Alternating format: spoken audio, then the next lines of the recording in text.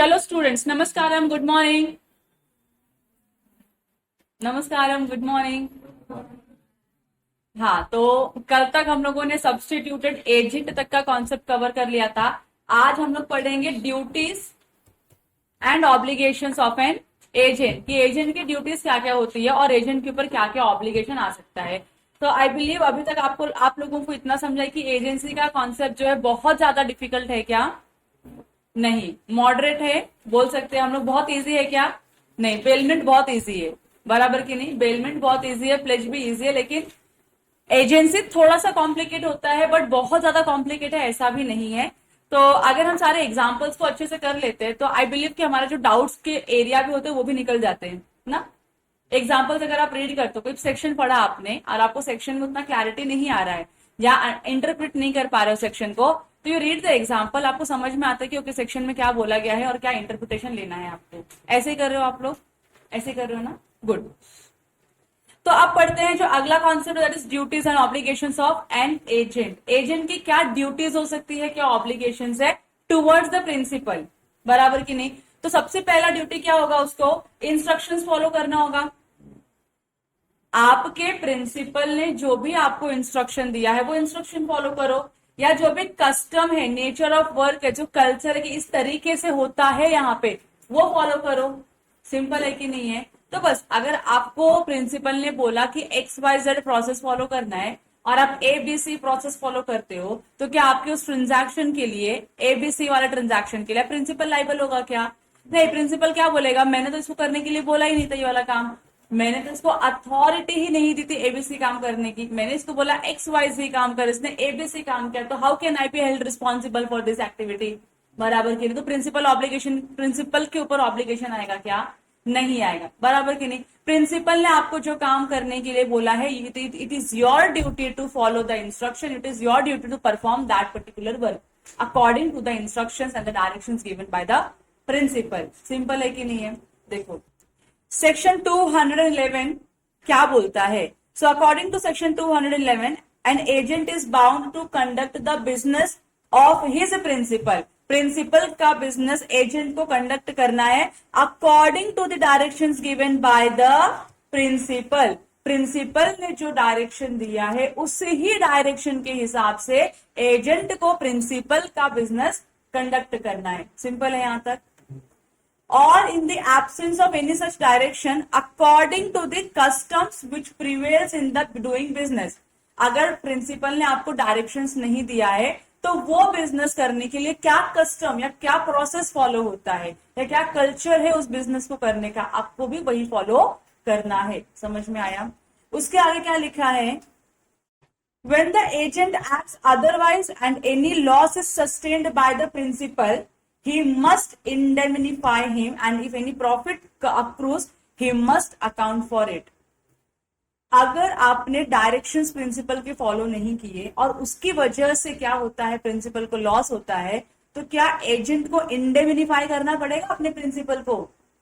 Agent इसके लिए responsible होगा और प्रिंसिपल को जो भी लॉस होगा that agent has to comp of to the principal, indemnify करना पड़ेगा, पे ऑफ करना पड़ेगा, बराबर की नहीं? और अगर प्रॉफिट हुआ तो वो भी रिटर्न करना पड़ेगा, क्योंकि वो तुम्हारा है क्या? तुम्हारे प्रिंसिपल के बिजनेस से अक्रू हुआ प्रॉफिट है, तो वो भी तुमको रिटर्न करना पड़ेगा। समझ में आ रहा है? You can not keep the profits. समझा? तो आप लोगों को क्या एजेंट के ऊपर क्या रिस्पॉन्सिबिलिटी है? एजेंट के ऊपर दो रिस्पॉन्सिबिलिटी। रिस्पॉन्सिबिलिटी वन क्या बोलता है कि आप जो भी डायरेक्शन दिया है, जो भी डायरेक्शन दिया है किसने, प्रिंसिपल ने, वो फॉलो करो। अगर डायरेक्शन नहीं दिया तो जो भी कस्टम है उस बिजनेस को करने का, वो कस्टम आपको फॉलो करना होगा। और अगर आप ये करते हो, डायरेक्शन फॉलो नहीं करते हो, कस्टम फॉलो नहीं करते हो, इफ एनी लॉस अराइज होता है, अगर लॉस अराइज होगा तो क्या करना पड़ेगा? इंडेमिनिफाई करना पड़ेगा। इंडेमिनिफाई करना पड़ेगा। अगर लॉस हुआ तो इंडेमिनिफाई करना पड़ेगा अपने प्रिंसिपल को। और अगर प्रॉफिट हुआ तो प्रॉफिट क्या करना पड़ेगा? रिटर्न करना पड़ेगा। किसको रिटर्न करना पड़ेगा? अपने प्रिंसिपल को रिटर्न करना पड़ेगा। You can not keep any profit of the principles business. ठीक है? बहुत सिंपल सा एक एग्जाम्पल देती हूँ आप लोगों को। डन? एकदम सिंपल एग्जाम्पल देती हूँ, ठीक है? बाजू में शिवा रबा है, चाय नाश्ता सेंटर है वो, वहां पे उन्होंने बहुत ही क्लियर कट इंस्ट्रक्शन लिखा हुआ है, उधारी बंद है। उसका मतलब क्या होता है? आप खाना खाओगे, चाय पियोगे, नाश्ता करोगे तो क्या करना पड़ेगा आपको? पैसे देने पड़ेंगे। क्रेडिट पे आप कोई भी खाना पीना खा के रिटर्न आ नहीं सकते हो। तो अब जो उस बिजनेस का ओनर है उसने सबको इंस्ट्रक्ट करके रखा है, जो भी उसके स्टाफ है उन सबको इंस्ट्रक्ट करके रखा हुआ है कि आप किसी को भी उधारी पे खाना चाय नाश्ता प्रोवाइड नहीं करोगे, you must take money from them. बराबर कि नहीं? यहाँ तक क्लियर है? अब इतना होने के बाद भी अब देखो, आप प्रिंसिपल नहीं है बिजनेस में, तो प्रिंसिपल के बिहाफ में जो बिजनेस कर रहे हैं, प्रिंसिपल के लिए, प्रिंसिपल का वो क्या बन गया? प्रिंसिपल के एजेंट बन गए। अब कोई कस्टमर आया और ये लोगों ने क्या किया, एजेंट ने क्या किया, कस्टमर को सर्व किया। कस्टमर को सर्व किया, कस्टमर बोलता है अरे मैं क्या तुम्हारा डेली कस्टमर है, मैं क्या करेगा तुमको अगले हफ्ते पे करता हूँ, मैं अभी मेरे पास कैश नहीं है, मेरे पास पैसे नहीं है, I pay you in the next week, ऐसा बोल के वो चला जाता है। तो मतलब एजेंट ने क्या किया, एक उधारी एक्सेप्ट कर ली। बराबर, आपने पैसे नहीं लिए, मतलब प्रिंसिपल का डायरेक्शन था कि उधारी पे खाना नहीं देना, लेकिन आपने उधारी पे दे दिया खाना। आप लोगों ने अपने प्रिंसिपल के डायरेक्शन को फॉलो किया? नहीं फॉलो किया। अब एक हफ्ते के बाद वो बंदा आया ही नहीं, पैसे दिए ही नहीं, तो अभी प्रिंसिपल को लॉस हुआ कि नहीं हुआ? Who will इंडेमनिफाई this loss? Agent. कौन सा वाला एजेंट? जिसने ये ट्रांजैक्शन को किया है, उसको क्या करना पड़ेगा, इसको इंडेमनिफाई करके देना पड़ेगा। बराबर, सिंपल है। देखो अब यहाँ पे दो एग्जाम्पल उसी के रिलेशन में लिखे हुए, छोटे छोटे अच्छे अच्छे एग्जाम्पल है। देखो एग्जाम्पल 24 में क्या लिखा है, an agent is engage for managing the business of B. A ने क्या किया है, बी का बिजनेस, सॉरी ए जो है अपॉइंटेड है बी का बिजनेस मैनेज करने के लिए। तो ए कौन बनता है आपका? एजेंट बन गया। तो बी कौन बन गया आपका? प्रिंसिपल बन गया। ए एजेंट है, बी प्रिंसिपल है। पार्ट इज क्लियर है आप लोगों को? In which it is a custom to invest money at hand for interest. अब इस बिजनेस का कस्टम है, कस्टम बोलो या फिर आप कल्चर बोलो या आप बोलो रूल है। इस बिजनेस का रूल क्या है, आपके हाथ में जितना भी पैसा है उसको आपको इन्वेस्ट करना है बैंक में जाके।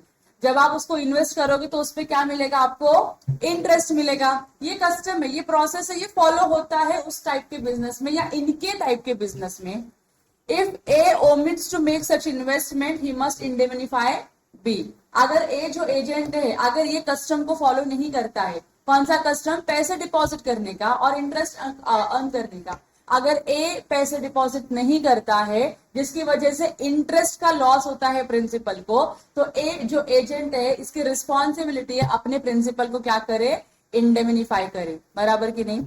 So that is the interest, that is for the interest B would have obtained for such investment। अगर ये इन्वेस्टमेंट उसको नहीं मिला क्योंकि आपने, वो इंटरेस्ट उसको नहीं मिला क्योंकि आपने वो इन्वेस्टमेंट बैंक में नहीं किया, तो बी क्या करेगा? आपसे वो रिकवर करेगा और ए को इंडेमनिफाई करना ही पड़ेगा।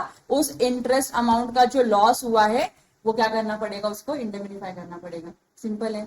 दूसरा एग्जाम्पल क्या बोलता है, बी एक ब्रोकर है in whose business it is not the custom to sell on credits। इनका कस्टम है कि गुड्स को क्रेडिट पे नहीं बेचना है। और ये जो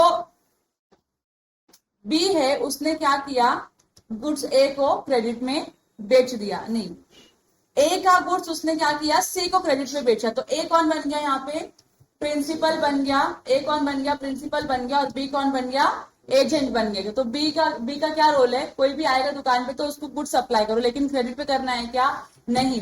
तो गुड्स ए का है, बी ने उसको क्रेडिट पे सेल किया। दो देयर इज अ कस्टम कि आप गुड्स क्रेडिट पे बेच नहीं सकते हो। और इस सिचुएशन में सी जो है पेमेंट देने की पहले क्या बन गया है? इंसॉल्वेंट बन गया है। अब इसको ए को लॉस हुआ कि नहीं हुआ उसने पैसे का? तो ये बी जो है उसको इंडेमनिफाई करना पड़ेगा ए के लॉस के लिए। समझ में आया? तो जितने का भी गुड्स बेचा था, जो रिकवर, जो जिसके पैसे ए को नहीं मिले, ए क्या करेगा? वो आपसे रिकवर करेगा। सिंपल है। Second, duty of reasonable care and skill. अगर आपके पास गुड्स है प्रिंसिपल के, तो आपको रीजनेबल केयर और रीजनेबल स्किल तो यूज करने पड़ेंगे उस गुड्स को क्या करने के लिए? संभालने के लिए और एंगेज करने के लिए, बिजनेस एक्टिविटी करने के लिए। उस बिजनेस को परफॉर्म करने के लिए जो रिक्वायर्ड स्किल्स है वो आपके पास होने चाहिए कि नहीं? बहुत ही बेसिक्स है। अगर मैं मेडिकल पे काम करती हूँ तो मुझको मेडिसिन के बारे में बेसिक सा नॉलेज होना चाहिए। कि कोई आता है मुझको बोलता है कि मेरा हेडेक हो रहा है, मेडिसिन दो, तो मैं उसको लूज मोशन की मेडिसिन नहीं पहुंचानी चाहिए कि ये खा लो आपका हेडेक गायब, लेकिन लूज मोशन चालू हो जाएगा। ऐसा होना चाहिए क्या? नहीं, तो रीजनेबल स्किल तो होना चाहिए ना उस काम को करने के लिए, बराबर की नहीं। तो आप एज एन एजेंट उतना स्किल तो आपको पजेस करना ही पड़ेगा। तो सेक्शन 1212 212 क्या बोलता है? An agent is bound to conduct the business of the principal with as much skill as is generally possessed by person engaged in the similar business. तो उस बिजनेस को करने के लिए एक इंसान को जितना स्किल पजेस करना चाहिए उतना स्किल तो एजेंट के अंदर होना ही चाहिए। तो मेडिकल का एग्जांपल क्यों दिया? क्योंकि मेडिकल में आप मेडिसिन देते हो, तो मेडिसिन देने के लिए आपको पहले मेडिसिन का नॉलेज होना चाहिए, तब जाके आप वो मेडिसिन सामने वाले पर्सन को दोगे, उसके प्रॉब्लम को क्योर करोगे, नहीं ना कि उसके प्रॉब्लम को मल्टीप्लायर इफेक्ट लगाओगे तुम। ठीक है, तो आपको उतना स्किल होना ही चाहिए। अब ग्रोसरी शॉप में अगर आपको बोलूंगी ये वाला चावल बेचने का है, तो उसमें आपको स्किल्स की रिक्वायरमेंट है क्या? आपको खाली पता होना चाहिए वेइंग कैसे करते हैं। उसने मांगा 1 किलो, आप दे रहे हो उसको 2 किलो, क्योंकि आपको 1,000 और 2,000 में फर्क ही नहीं समझ में आ रहा है, तो चलेगा क्या? नहीं। तो एक रीजनेबल स्किल जो उस बिजनेस को करने के लिए लगता है, वो स्किल एक पर्सन के पास होना चाहिए। समझ में आ रहा है? तो आप एक अच्छे एजेंट बन पाते हो। आगे, unless the principal has a notice of his want of skill. अगर प्रिंसिपल ने क्या बोला है कि मेरे को ये स्किल वाला पर्सन चाहिए, तो आपके अंदर वो स्किल्स भी क्या होने चाहिए? इंक्लूड होने चाहिए। स्पेशल काइंड ऑफ स्किल हो सकता है कि नहीं हो सकता है, प्रिंसिपल डिमांड कर सकता है। तो अगर प्रिंसिपल की इच्छा है कि मेरा मेडिकल है, मैं अगर वेलनेस फॉरएवर कंपनी हूँ, वेलनेस फॉरएवर पता है ना आपको, बहुत बड़ा केमिस्ट एंड ड्रगिस्ट है वो लोग। तो अगर मैं वेलनेस फॉरएवर हूँ, तो उनकी क्या इच्छा है कि मेरा जो मेडिकल हैंडल करने वाला पर्सन है वो कम से कम फार्मासी क्लियर किया होना चाहिए, आइदर बी फार्म और डी फार्म उसका होना चाहिए। तो इस सिचुएशन में जो बंदा एजेंट बन के वहां पे उनके बिजनेस को हैंडल करना चाहता है, उसके पास बी फार्म या डी फार्म का सर्टिफिकेट तो होना चाहिए, उतना स्किल तो होना चाहिए। अगर उसने बोला नहीं कोई स्किल की जरूरत नहीं, तुम काम करो हफ्ते भर, तुमको समझ में आएगा कौन सी दवाई किसको देनी होती है, तो फिर टेंशन नहीं है ना, फिर वो एक हफ्ते में किसको क्या होने वाला है देख लेते हैं फिर उसके बाद में। क्लियर है आप लोगों को? जैसे अभी डीकैथलॉन करके एक ऑर्गेनाइजेशन है, सुना आप लोगों ने डीकैथलॉन के बारे में? क्या होता है डीकैथलॉन में? स्पोर्ट्स एक्टिविटी के जितने भी इक्विपमेंट्स होते हैं, क्लोथिंग्स होते हैं, सब मिलता है उधर, और बेस्ट क्वालिटी का मिलता है। मतलब अगर आपको स्पोर्ट्स के कोई भी सामान खरीदे तो you must go and visit what? Decathlon. तो डीकैथलॉन में ना जितने भी सेल्समैन होते हैं, सेल्स गर्ल होते हैं ना, वहां पे अपॉइंट होने के लिए उनकी कंडीशन होती है कि अगर आप चाहते हो कि डीकैथलॉन में प्रोडक्ट बेचो या सेल्स एग्जीक्यूटिव बनो, तो you have to qualify certain condition, and one of those condition is that you must be one of the sports player. आपको किसी ना किसी एक स्पोर्ट्स का नॉलेज तो होना ही चाहिए, अगर है तो ही हम आपको एम्प्लॉय करेंगे, अगर आपके पास नहीं है तो हम आपको एम्प्लॉय नहीं करेंगे। तो जब भी आप वहां डीकैथलॉन विजिट करोगे, फिजिकली स्टोर में जब आप विजिट करोगे, तो यू गो एंड चेक, जितने भी सेल्समैन होंगे तुमको सब एकदम फिट एंड फाइन परफेक्ट दिखेंगे। उनको तुम किसी भी गेम का नॉलेज पूछो, उनको पता ही रहेगा। मतलब एटलीस्ट जिस डिपार्टमेंट को वो हैंडल कर रहे हैं, जैसे अगर मैं फुटबॉल लेने के लिए जा रही हूँ, तो फुटबॉल के डिपार्टमेंट में एक पर्टिकुलर पर्सन रहेगा, उसको फुटबॉल का इन एंड आउट सब पता रहेगा। समझ में आ रहा है आप लोगों को? कैसे खेलते हैं उसको वो भी पता है, क्योंकि वो खुद क्या है, एक स्पोर्ट्स प्लेयर है। तो वो उनकी रिक्वायरमेंट है। तो अगर ऐसा सिचुएशन है, तो सिचुएशन में आपको क्या करना पड़ेगा, वो एडिशनल कंडीशन जो किसकी है, एम्प्लॉयर की है या फिर आपके प्रिंसिपल की है, that also you have to follow. तो मैं जाके वहां पे मैं डीकैथलॉन की सेल्स एग्जीक्यूटिव नहीं बन सकती, मेरे अंदर स्किल्स नहीं है एक भी स्पोर्ट्स खेलने का, लेकिन तुम्हारे विनायक सर जाके बन सकते हैं, because is an international football player. तो वो sorry internationally national football player है, तो he can do that, I can not do that. ठीक है, अगला क्या है? The agent is always bound to act with reasonable diligence and use such skill as he possesses. हमेशा आपको बहुत ही ध्यान से काम करना है, कॉन्शियस लेके काम करना है, डिलीजेंस यूज करना है, आपको क्या है कुछ गलती ना कर दो, और जो भी स्किल्स आपके पास है उस पर्टिकुलर काम को करने के लिए स्किल्स को भी आपको यूटिलाइज करना है। ऐसा नहीं होना चाहिए कि मेरे को पता है कि अगर कोई हेडेक, किसी को हेडेक हुआ है, तो वो मेरे पास क्या लेने आया है, डिस्प्रिन की गोली लेने आया। डिस्प्रिन की गोली पता है आप लोगों को? वो पानी में डालते ही घुल जाते हैं और उसको पीना होता है। हाँ, वो हेडेक के लिए होती है, बहुत पहले इसका बहुत ऐड आता था, अभी तो कम हो गया है। तो मेरे को पता है कि मुझे डिस्प्रिन की गोली इसको देनी है, वो मांग जो जिस भी काम के लिए रहा है, मैं उसको दे रही हूँ एक ऐसी गोली जिससे उसका नी रिपेयर हो सकता है। उसका ये इधर नहीं है कि मैं उसको ये रिपेयर करने के लिए नी की गोली दे रही हूँ, बराबर की नहीं? अगर मुझे पता है और फिर भी मैं गलत दवाई देती हूँ, तो मेरी गलती है कि नहीं है? मतलब मेरे पास स्किल्स है, लेकिन मैं उसको यूज कर रही हूँ कि अपने बिजनेस को कंडक्ट करने के लिए, नहीं, मैं अपने स्किल्स का यूटिलाइज नहीं कर रही, तो ये गलत है कि सही है? गलत है। ऐसा करना चाहिए क्या मुझको? नहीं करना चाहिए।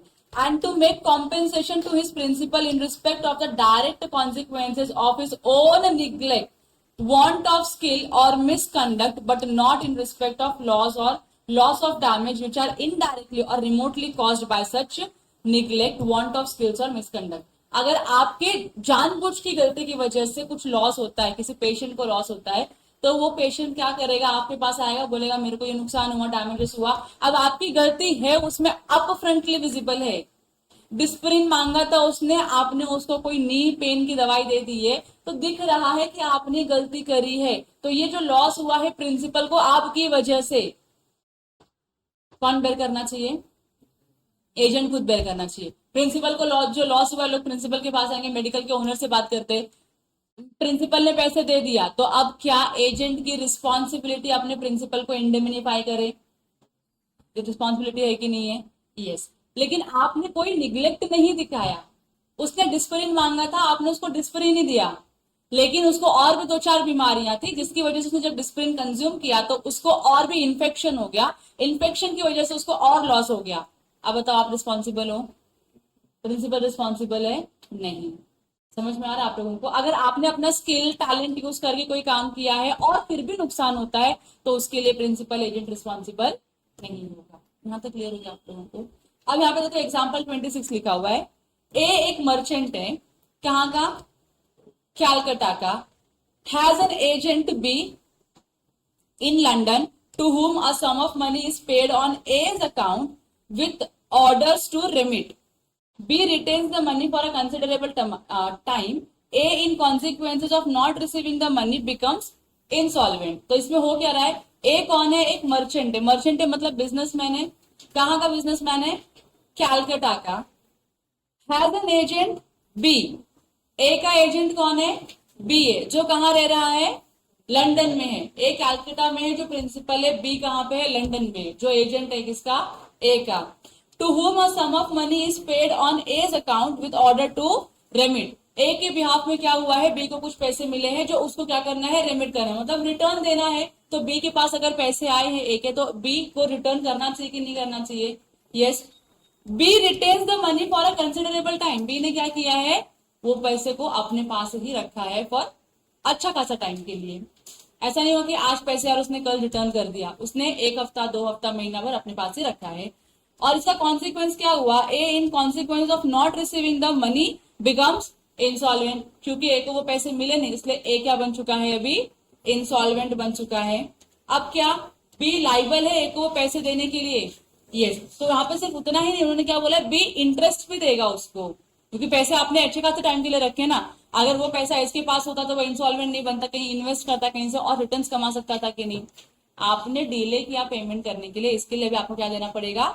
इंटरेस्ट भी देना पड़ेगा। So B is liable for the money and interest from the day on which it ought to have been paid according to the usual rate and for any further direct loss, that is by variations of the rate of exchange but not further। Rates of exchange fluctuate होते हैं, क्योंकि आप London में हो, मैं India में हूं, तो हमारे जो फॉरेन एक्सचेंज के रेट तो फ्लक्चुएट होते हैं कि नहीं? आज कुछ है कल कुछ है। तो अगर उस रेट फ्लक्चुएशन से भी अगर ए को कुछ लॉस हुआ है, तो फ्लक्चुएशन भी ए क्या करेगा? बी से रिकवर करेगा। यहां तक समझ में आया? सिंपल है। अगला एग्जाम्पल क्या है? ए एक एजेंट है for the sale of goods having authority to sell on credit, sales to be on credit without making proper and usual inquiries so as to the solvency of B। A क्या है? Agent है। Agent के पास authority है goods को credit पे sale करने की, इसके पास अथॉरिटी है गुड्स को क्रेडिट पे सेल करने की, और इसने गुड्स को सेल भी क्या क्रेडिट पे? बी को। लेकिन इसको जो बेसिक इंक्वायरी करनी चाहिए थी कि बी भाई सॉल्वेंट है या नहीं है, पैसे दे पाएगा या नहीं दे पाएगा, उसने वो इंक्वायरी नहीं की प्रॉपरली, और बी उसके बाद क्या बन चुका है? इंसॉल्वेंट बन चुका है। अब क्योंकि ए ने निग्लेक्ट दिखाया है प्रॉपर इंक्वायरी कंडक्ट करने के लिए, now A have to compensate to the principal for the loss occurred because of the transaction. समझ में आ गया आप लोगों को? अगर एजेंट के ये की चीज समझ में आ रही है, अगर एजेंट के नेग्लिजेंस की वजह से, केयरलेसनेस की वजह से अगर प्रिंसिपल को लॉस हो रहा है, तो एजेंट को कॉम्पेंसेट करना पड़ेगा अपने प्रिंसिपल को, एजेंट को इंडेमिनिफाई करना पड़ेगा अपने प्रिंसिपल को। क्योंकि आप अपना जो रीजनेबल स्किल्स और रीजनेबल जो ड्यूटी है आप वो फुलफिल नहीं कर रहे हो। तीसरा एग्जांपल देखो क्या लिखा है, ए एन इंश्योरेंस ब्रोकर, ए कौन है, इंश्योरेंस ब्रोकर है, मतलब आपका इंश्योरेंस का डील करवाता है। By B to effect an insurance on a ship, इस क्यों लिया है, ए क्या है, इंश्योरेंस ब्रोकर, इसको बी ने अपॉइंट किया है ताकि वो क्या कर सके, किसी एक पर्टिकुलर शिप का इंश्योरेंस निकाल सके। Omits to see the usual clauses are inserted in the policy. अब इंश्योरेंस की पॉलिसी है तो उसमें अलग अलग क्लॉजेस होते हैं, तो उसका एक क्लॉजेस था यूजुअल क्लॉजेस, मतलब ये तो जनरल क्लॉजेस है, तो इसने क्या किया, ए जो है उसने क्या किया, रीड नहीं किया, निग्लेक्ट किया, ओमिट किया, इग्नोर किया, तुम्हारे सिंप्लीफाइड लैंग्वेज में क्या किया उसने, इग्नोर किया।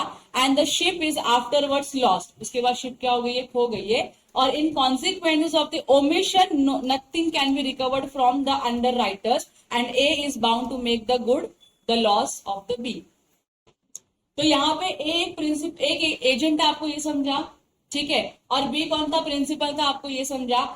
बी ने ए को अपॉइंट किया था कि भैया इसका हम लोग इंश्योरेंस निकाल रहे, तो तू देख ले सारी चीजें बराबर है कि नहीं, क्योंकि तू कौन है, एक इंश्योरेंस ब्रोकर है। तो being you as an insurance broker, मैं एज अ प्रिंसिपल बिलीव कर सकता हूँ कि तू अपना काम सही से करेगा, जो टर्म्स एंड कंडीशंस होते हैं उसको प्रॉपरली रीड करेगा, अंडरस्टैंड करेगा, और कहीं पे कॉन्फ्लिक्ट होता है, कहीं पे इंपॉर्टेंट फैक्टर तो मुझको बताएगा आके कि भाई इसको चेंज करवा दो या उसको चेंज करवा दो।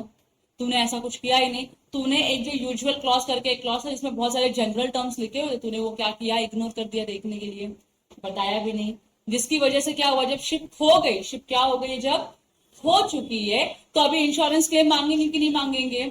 तो यहाँ पे बोल रहे हैं कि जो अंडर राइटर्स है वो बिल्कुल भी लाइबल नहीं है आपको पे करने के लिए। इन सिंपलर लैंग्वेज जो इंश्योरेंस कंपनी है वो लाइबल नहीं है प्रिंसिपल को पैसे देने के लिए, क्योंकि जनरल क्लॉज में कुछ ना कुछ तो पॉइंट मेंशन किया होगा कि अगर ऐसा हुआ तो आपको इंश्योरेंस क्लेम नहीं मिलेगा, और वैसा हो गया आपकी सिचुएशन में, इसके लिए आपको इंश्योरेंस क्लेम नहीं मिल रहा है। तो क्लेम नहीं मिल रहा तो उसका लॉस अच्छा खासा किसको हो गया, प्रिंसिपल को हो गया। अब ये प्रिंसिपल की गलती का लॉस है क्या, क्या एजेंट की गलती का लॉस है, ये एजेंट की गलती से लॉस हुआ ये, यस, तो एजेंट को क्या करना पड़ेगा, इंडेमिनिफाई करना पड़ेगा अपने प्रिंसिपल को। समझ में आया। अंडर राइटर कौन होता है, अंडर राइटर वो पर्सन होता है जो बोलता है कि मैं आपके लॉस को क्या करूंगा, रिकवर करूंगा। एकदम सिंपल लैंग्वेज में यहाँ पे पढ़ने के लिए। कंपनीज एक्ट में जब मैं आपको अंडर राइटर पढ़ाऊंगी तो थोड़ा सा अलग डिफरेंस बताऊंगी इसमें मैं। आदिति बहुत नींद आ रही है, चेहरे से तो एकदम लग रहा है। डन यहाँ तक। अगला एग्जाम्पल पढ़ू। अगले एग्जाम्पल में क्या लिखा है, ए कौन है, एक मर्चेंट है, कहाँ का, इंग्लैंड का। Directs B his agent, B कौन है, एजेंट है किसका, ए का, जो कहां पर है, मुंबई में। Who accept the agency to send him 100 bales of cotton by certain ship. तो ए ने बी को एम्प्लॉय किया एज एन एजेंट। ए कहां पे है, इंग्लैंड में है, बी कहां पर है, मुंबई में। तो ए ने बी को क्या बोला कि तुम मुंबई से मुझे क्या कर, 100 bales of cotton particular ship से लंदन, सॉरी, इंग्लैंड में भिजवा दे। बराबर की नहीं, सिंपल था ट्रांजैक्शन। अपना काम करवाने के लिए अपने एजेंट को अपॉइंट किया और बोला ये काम कर दे। B having it in his power to send the cotton omits to do so. उसके पावर के अंदर था कॉटन बेचने के लिए, उसकी अथॉरिटी थी कॉटन बेचने के लिए, उसने किया क्या, ऐसा नहीं किया। ओमिट क्या मतलब, नहीं किया वो ट्रांजैक्शन जो उसको करना चाहिए था। And ship arrive safely in England, और जो शिप, जिस शिप से कॉटन जाना था वो सेफली क्या हो चुकी है, पहुंच चुकी है इंग्लैंड में। Soon after her arrival the price of the cotton rises. Ship आने के बाद प्राइस एक प्रोडक्ट है, फ्लक्चुएट तो होता ही रहता है, तो कॉटन का प्राइस क्या हो चुका था, बढ़ चुका था। B is bound to make the good to A the profit which he might have made by the 100 bales of cotton at the time ship arrived। क्योंकि तुमने शिप भेजा नहीं, मुझे कॉटन मिला नहीं, मुझे कॉटन मिला नहीं तो मैं बिजनेस नहीं कर पाया, मुझे बिजनेस नहीं कर पाया तो मुझे लॉस हो गया। लॉस भी कितने का हुआ, मेरे को इंक्रीज्ड प्रॉफिट का लॉस हुआ, क्योंकि अगर शिप होता, प्राइस बढ़ गया था कॉटन का, तो मुझको एक्स्ट्रा प्रॉफिट मिलता, मुझे मिला नहीं है। तो ए जो है बी से क्या कर सकता है, वो जो प्रॉफिट का उसको लॉस हुआ वो रिकवर कर सकता है, but not any profit he might have made by subsequent rise. अगर इसके अलावा कभी और प्रॉफिट बढ़ता, मतलब शिप आने के जिस दिन शिप आई, जिस टाइम पे शिप आई उस टाइम पे प्राइस बढ़ा तो खाली आप उतना ही अमाउंट ऑफ प्रॉफिट, जो इंक्रीज प्रॉफिट है वो रिकवर कर पाओगे। शिप आने के 4 दिन के बाद कॉटन का प्राइस बढ़ा तो आप वो प्रॉफिट रिकवर नहीं कर पाओगे। तो जो इमीडिएट इफेक्ट है खाली उसका ही आपको प्रॉफिट रिकवर करने मिलेगा। यहाँ तक क्लियर है आप लोगों को? तो हम लोगों ने 2 ड्यूटी देखी एजेंट की। पहली ड्यूटी क्या थी एजेंट की? पहली ड्यूटी क्या है? फॉलो द इंस्ट्रक्शंस और कस्टम्स। किसके इंस्ट्रक्शंस फॉलो करेगा? प्रिंसिपल के इंस्ट्रक्शंस फॉलो करेगा। दूसरा क्या देखा हमने? Duty of reasonable care and skill. जो भी रीजनेबल केयर या स्किल लगता है उस काम को परफॉर्म करने के लिए, उस ड्यूटी को परफॉर्म करने के लिए उतना आपको एक्सरसाइज करना पड़ेगा। अब तीसरा हम देखने वाले हैं, that is duty to render proper accounts. Books of accounts आपको क्या करना पड़ेगा? प्रॉपरली मेंटेन करना पड़ेगा और अपने प्रिंसिपल को सबमिट करना पड़ेगा कि हाँ मैंने इस महीने में इतना काम किया है, इतने का सेल्स किया, इतने का एक्सपेंस किया, इतना प्रॉफिट होता है, बराबर कि नहीं? आप सेल्स करो तो आपके पास क्या होना चाहिए? सेल इनवॉइस होना चाहिए। एक्सपेंस करो तो आपके पास क्या होना चाहिए? एक्सपेंस वाउचर होना चाहिए। अगर आपके पास एक्सपेंस वाउचर नहीं है और आपने एक्सपेंस किया तो डोंट यू थिंक किसी को भी डाउट आएगा कि तुमने झोल किया है, ये रियल एक्सपेंस नहीं होगा, ये जेन्यून एक्सपेंस नहीं होगा। लोगों को डाउट आएगा कि नहीं आएगा? समझ में आ रहा है आपको मैं क्या बता रही हूँ? जब आप ऑडिटर बनते हो किसी भी कंपनी के, आप जाते हो कंपनी को ऑडिट करने के लिए, जब आपकी टीम वाउचिंग करती है, वाउचिंग, तो वाउचिंग में क्या देखती है वो कि हाँ यहाँ पे आप बोलते रहो कि आपने 10,000 रुपए का पेमेंट किया है, इस पार्टी को किया है, लेकिन जब पेमेंट किया तो आपके पास कुछ तो आ रहेगा ना पेमेंट करने के लिए। उस पार्टी ने बिल दिया रहेगा आपको जिसके अगेंस्ट में आपने क्या किया, पेमेंट किया है, तो वो बिल दिखाइए, बराबर की नहीं? अगर वो बिल ही नहीं है तुम्हारे पास तो तुम्हारा वो पेमेंट जेन्यून माना जाएगा क्या? जेन्यून माना नहीं जाएगा। तुम क्वेरी लिख के आते हो कि 10,000 का एक पेमेंट हुआ और इसका बिल फाउंड नहीं हुआ। समझ में आ रहा है? तो वो जो मैं बता दूं कि मैंने 10,000 का खर्चा किया है, दैट इज जेन्यून एक्सपेंस। वो बोलने के लिए मेरे पास सपोर्टिंग होना चाहिए। बिना सपोर्टिंग के मैं बोल ही नहीं सकती कि आपने प्रॉपरली अकाउंटिंग किया है। समझ में आ रहा है? So an agent is bound to render proper accounts to his principal on demand. जब जब प्रिंसिपल मांगेगा तब तब आपको ये देना पड़ेगा। Rendering accounts does not mean showing the accounts. जैसे आप लोग टैली मेंटेन करते हो तो आप टैली भेज दोगे, ये टैली आप चेक करो जो चेक करना है। टैली में वाउचर्स नहीं है, उससे कुछ समझ में आएगा नहीं, इसमें आपने फेक एंट्रीज भी मारी होगी, तो उसका जेन्यूननेस कैसे समझ में आएगा? तो अगर आपकी ट्रांजैक्शन जो भी एंट्री आपने मारी है उसका अगर वाउचर है तो हम मान लेंगे कि ये सही है, वाउचर नहीं है तो हम क्या मानेंगे? ये गलत है। But the account supported by the vouchers. ये केस हुआ था आनंद प्रसाद वर्सेस द्वारका नाथ का। तो इस केस में जजमेंट आया था जहां पे ये बोला गया था कि आपको सिर्फ बुक्स ऑफ अकाउंट्स नहीं देने हैं, उसके साथ ही साथ जो सपोर्टिंग डॉक्यूमेंट्स होंगे, जो वाउचर्स होंगे, that also you have to produce in order to render the proper books of accounts. समझ में आ गया आप लोगों को? तो ड्यूटी नंबर 3 थी रेंडर बुक्स ऑफ अकाउंट्स। तो ये भी हमारा क्लियर हो गया यहां तक, ठीक है?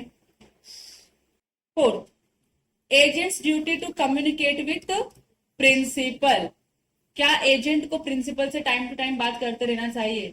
कुछ डिफिकल्टी अराइज हुई तो बात करना चाहिए, उसका हेल्प लेना चाहिए, बराबर की नहीं? So it is the duty of an agent in case of difficulty to use all the reasonable diligence in communicating with his principal and seeking to obtain his instruction. कोई चीज आपको नहीं समझ में आ रही, कहीं पे आपको डिफिकल्टी अराइज हो रही है, तो definitely you will go to your principal और बताओगे सर ये बता दो, ये समझ में नहीं आ रहा है, कैसे करने का है?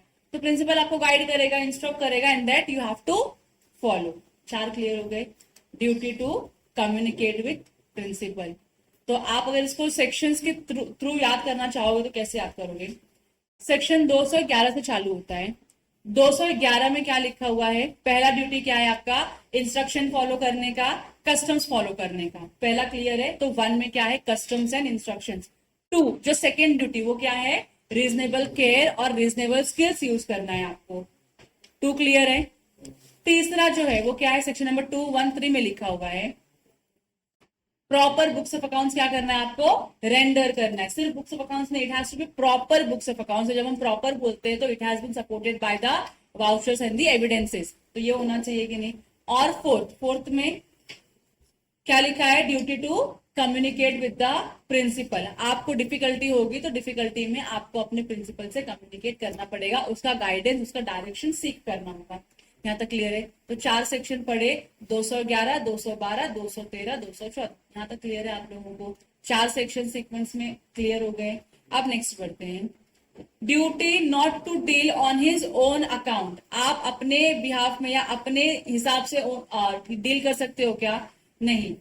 अगर प्रिंसिपल ने बोला है ये काम करना है, इससे करवा के लेना है या इस तरीके से करना है, तो आपको वही फॉलो करना होगा। जैसे हमने अभी कल के एग्जाम्पल में पढ़ा था कि एजेंट क्या करता है, प्रिंसिपल ने कोई गुड्स मंगाया, एजेंट ने क्या किया, अपना ही गुड्स बेच दिया प्रिंसिपल को। अलाउड है क्या ऐसा? नहीं। आप अपने प्रिंसिपल के साथ ऐसे क्यों बिजनेस कर रहे हो? अगर आपको करना है तो यू डिस्क्लोज इट कि सर मेरे पास पड़ी है गुड्स, मैं आपको बेच देता हूँ, बराबर की नहीं। लेकिन आप ऐसा कर, अगर ऐसा आप नहीं करते हो बिना इंटीमेट किए, अगर आप अपने गुड्स अपने प्रिंसिपल को बेचते हो तो आप गलत काम कर रहे हो, वो आपको करने की ड्यूटी नहीं है। So duty not to deal on his own account, अपने अकाउंट पे डील नहीं करने का। प्रिंसिपल के बिहाफ में काम करो तो you have to deal on the principal's accounts only. So agent should not deal on his own account without first obtaining the consent of the principal. Otherwise principal में अगर आपने प्रिंसिपल का consent ले लिया और फिर काम किया तो कोई दिक्कत नहीं है। बिना उसके कंसेंट के अगर आपने कोई काम किया है जिससे प्रिंसिपल का इंटरेस्ट नुकसान, प्रिंसिपल के इंटरेस्ट को डैमेज होता है या लॉस होता है, तो प्रिंसिपल आपसे वो लॉस रिकवर करेगा। समझ में आ रहा है? अगर आपने प्रिंसिपल का कंसेंट ले लिया तो कोई दिक्कत ही नहीं है। कंसेंट नहीं लिया तो प्रिंसिपल क्या करेगा? Repudiate the transaction. वो जो ट्रांजैक्शन किया है आपने अपने अकाउंट से प्रिंसिपल के लिए, वो क्या कर देगा? रेप्यूडिएट कर देगा। What do you mean by repudiation? Cancellation. तो क्या कर देगा? वो कॉन्ट्रैक्ट को कैंसिल कर देगा। कौन कैंसिल करेगा? प्रिंसिपल कैंसिल करेगा। ठीक है। और दूसरा क्या बोला है? Claim from the agent any benefit which he may have resulted from the transaction. Agent को जो भी बेनिफिट अराइज हुआ रहेगा इस ट्रांजैक्शन से, वो भी क्या करेगा? वो रिकवर करने का राइट है। किसके पास राइट है? वो प्रिंसिपल के पास। तो मैंने कल आपको जब एग्जांपल दिया था कि 500 की कैल्सी अनुराधा ने मुझको 550 में बेची थी, बिना बताए अनुराधा ने सीक्रेटली क्या किया? 50 रुपीज का प्रॉफिट अर्न किया कि नहीं किया? अब ये 50 रुपीज का प्रॉफिट अगर उसने मुझसे पूछ के किया होता ना तो मुझे कोई टेंशन नहीं था, ये अर्न कर लेती, मुझे प्रॉब्लम भी नहीं था। लेकिन उसने बिना मुझसे पूछे ये ट्रांजैक्शन किया and now she has earn 50 rupees का profit. Now as a principal I have all the right to take back those 50 rupees का बेनिफिट फ्रॉम हर। समझ में आ गया आप लोगों को? दो चीज है, या तो आप क्या करोगे, वो ट्रांजैक्शन जो हुआ है वो कैंसिल कर दोगे, और दूसरा क्या कर सकते हो आप लोग, जो भी बेनिफिट आया है एजेंट को वो बेनिफिट उससे रिकवर कर लोगे। समझ में आया? क्योंकि ये बेनिफिट एजेंट को होता ही नहीं, अगर एजेंट ने ये ट्रांजैक्शन किया ही नहीं होता तो बेनिफिट का जो भी आएगा उसको उस ट्रांजैक्शन से वो बेनिफिट रिकवर करेगा कौन? प्रिंसिपल। समझ में आ गया इतना आप लोगों को? अब इसमें दो एग्जाम्पल दिया है, प्लीज आप लोग पढ़ो एग्जाम्पल। एग्जाम्पल नंबर 30 पढ़ो आप लोग, और डाउट रहेगा तो मुझे पूछो। एग्जाम्पल नंबर 30 रीड कर लिया आप लोगों ने? डाउट है? 31 पढ़ो अभी। पढ़ लिया? 31 भी पढ़ लिया? स्वरा पढ़ रही, स्वरा पढ़ लो। 32 भी पढ़ लो, अभी तक सब पढ़ लिया तो? पढ़ लिया 32 एग्जाम्पल? डाउट है इसमें? नहीं। आपको एग्जाम्पल समझना बहुत जरूरी है क्योंकि एग्जाम्पल के बेसिस पे ही अपनी इंस्टीट्यूट क्या करती है? क्वेश्चंस बनाती है। तो अगर आपको एग्जाम्पल से क्लियर नहीं होंगे तो फिर आप क्वेश्चंस को इंटरप्रेट नहीं कर पाओगे और प्रॉपर सोल्यूशन नहीं लिख पाओगे। इसके लिए आपको एग्जाम्पल पढ़ना जरूरी है। ठीक है। अब नेक्स्ट ड्यूटी क्या है? नेक्स्ट ड्यूटी है not to make secret profits. आप as an agent secret profit अपने ही प्रिंसिपल का ट्रांजैक्शन करके अर्न नहीं कर सकते हो। सीक्रेट प्रॉफिट का मतलब क्या होता है? What do you mean by secret? Secret मतलब क्या होता है? छुपाना, हाइड करना। प्रॉफिट मतलब क्या होता है? इनकम। तो आप अपने प्रिंसिपल से हाइड करके कोई भी प्रॉफिट कमा नहीं सकते। कमाया तो you have to return it to the principal. अगर आपने उसको बिना पूछे कोई भी ट्रांजैक्शन किया और पैसे उसमें अपने प्रॉफिट कमाया या फिर किसी ट्रांजैक्शन का बेनिफिट आपको हुआ, तो उस सिचुएशन में आप उसको छुपा के नहीं रख सकते हो अपने पास। You have to disclose it to the principal. So it is the duty of the agent not to make any secret profit in the business of the agency. क्योंकि जो एजेंसी का बिजनेस है वो पूरा का पूरा किसके ऊपर बेस्ड है? ट्रस्ट एंड फेथ के ऊपर ही है, कॉन्फिडेंस के ऊपर बेस्ड है। अगर आप ऐसे कोई भी एक्टिविटी करते हो तो breach of trust, breach of faith और ब्रिच ऑफ कॉन्फिडेंस होता है ना। इसके लिए आपको ये सब करना अलाउड नहीं है। जो भी करना है you have to be a very transparent. Transparency रख के आपको जो करने का करो, कोई टेंशन नहीं है। छुपा के आपको कुछ करना नहीं है। His relationship with his principal is of fiduciary nature and this requires absolute good faith in the conduct of the agency. तो एजेंसी का बिजनेस करने के लिए बहुत ज्यादा कॉन्फिडेंस और फेथ की रिक्वायरमेंट होती है, और अगर आप ऐसे कोई छोटे मोटे ट्रांजैक्शन करे, कुछ एक्स्ट्रा या सीक्रेट प्रॉफिट कमा लेते हो, तो it breaks out the relationship only. इसके लिए बोलते हैं कि आप सीक्रेट प्रॉफिट भी अर्न नहीं कर सकते हो। सीक्रेट प्रॉफिट का मतलब क्या है? Any advantage obtained by the agent.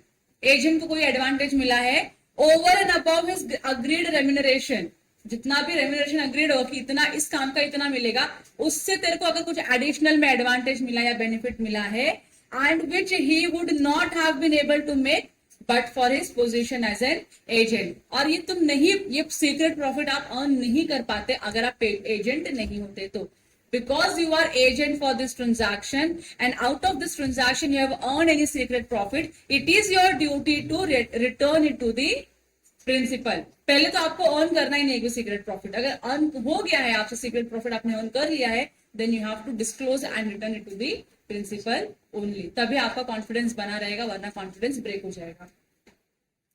Next है ड्यूटी नॉट टू डेलीगेट। कल ही हमने पढ़ा था डेलीगेटी कैन नॉट डेलीगेट, इसका लैटिन फ्रेज क्या था? डेलीगेटर्स नॉन प्रोपोटेस डेलीगेट, क्या था? डेलीगेट बराबर कि डेलीगेटी नॉन पोटेस डेलीगेट। तो एक डेलीगेटी डेलीगेट नहीं कर सकता, बस वही बोला है कि आपके पास ड्यूटी है कि आप अपने काम को डेलीगेट नहीं करोगे। क्यों नहीं करोगे? क्योंकि जब ये कॉन्ट्रैक्ट ऑफ एजेंसी हुआ था तो प्रिंसिपल का आपके ऊपर भरोसा, कॉन्फिडेंस, ट्रस्ट है, इसके लिए आपको वो काम करने के लिए दिया गया और you have agreed to do it by yourself, तो आप इसको किसी और को डेलीगेट नहीं कर सकते हो। ठीक है। So section 190, according to section 190, agent can not lawfully employ to perform acts which he expressly or impliedly undertaken to perform personally unless by the ordinary custom of the trade a sub agent may, from the nature of the agency, a sub agent must be employed। अगर आपके contract का nature ही है कि आपको सब agent की requirement होगी, then you can appoint a sub agent, otherwise आप डेलीगेट नहीं कर सकते हो, आप कॉन्ट्रैक्ट किसी और को परफॉर्म करने के लिए नहीं बोल सकते। जो ऊपर पढ़ा था वही सारे सेक्शन यहाँ पे कॉपी पेस्ट है। फिर अगला है सेक्शन नंबर 218 में क्या बोला है? Agents duty to pay sum received for the principal, subject to such deduction agent is bound to pay to his principal all sum received on his account. Principal के behalf में agent को जो भी पैसे मिलते हैं वो सारा का सारा ऑब्लिगेशन है एजेंट के ऊपर अपने प्रिंसिपल को रिटर्न देने की। लेकिन अगर मैंने उस इनकम को अर्न करने के लिए अगर एजेंट ने कुछ एक्सपेंस किया रहेगा तो वो आप डिडक्ट करोगे और जो नेट अमाउंट आएगा वो आप क्या करोगे? रीपे करोगे अपने प्रिंसिपल को। You can not return any amount of the principal. और लास्ट में क्या बोला है? Do not use any confidential information received in the course of agency against the principal. Good justice या फिर इक्विटी जस्टिस और कंसाइज का जो फॉर्मूला है प्रिंसिपल है वो यही है कि अगर आपको इस ट्रांजैक्शन को करते हुए या कॉन्ट्रैक्ट ऑफ एजेंसी परफॉर्म करते हुए आपको कुछ ना कुछ तो कॉन्फिडेंशियल इंफॉर्मेशन मालूम पड़ेगी, तो आप उसका मिसयूज ना करें अपने प्रिंसिपल के अगेंस्ट में। बस इतना बोला है। तो ये आपकी एक और ड्यूटी है। यहां तक क्लियर हो गया आप लोगों को? डाउट है कुछ भी? ड्यूटीज ऑफ एजेंट में कुछ डाउट है? हम लोगों ने टोटल 9 ड्यूटीज पढ़े हैं। 9 ड्यूटीज में पहले 4 ड्यूटीज आपको क्लियर है? पहले 4 ड्यूटीज शुरू कहां से होते हैं? 211 से। क्या बोलता है? Duty to follow the instructions और कस्टम्स। ठीक है। सेकंड क्या है? Duty to deal with reasonable care and skills. तीसरा क्या है? हाँ, duty to render proper accounts. और फोर्थ क्या है? ड्यूटी टू कम्युनिकेट करो अपने प्रिंसिपल से। फिफ्थ क्या बोलता है? Sorry, not to delegate. हाँ, समझा मेरे को? Not duty not to deal on his own account, अपने अकाउंट से आप डील नहीं कर सकते हो, ये भी आपकी ड्यूटी है। फिर उसके बाद आपकी ड्यूटी है कि आप सीक्रेट प्रॉफिट नहीं बना सकते हो। उसके बाद आपकी ड्यूटी है कि आप डेलीगेट नहीं कर सकते हो। और आपकी ड्यूटी है कि जो भी प्रिंसिपल के बिहाफ में पैसे मिले हैं वो आप प्रिंसिपल को रिटर्न करोगे। और आपकी जो भी ड्यूटी है कि इस ट्रांजैक्शन को करते करते कोई कॉन्फिडेंशियल इंफॉर्मेशन जो आपको रिसीव हुआ है वो आप अपने प्रिंसिपल के अगेंस्ट में यूज नहीं करोगे. This all are the duties of the agent. Clear है? आगे बढ़े. मुंह धोना है, ब्रेक चाहिए.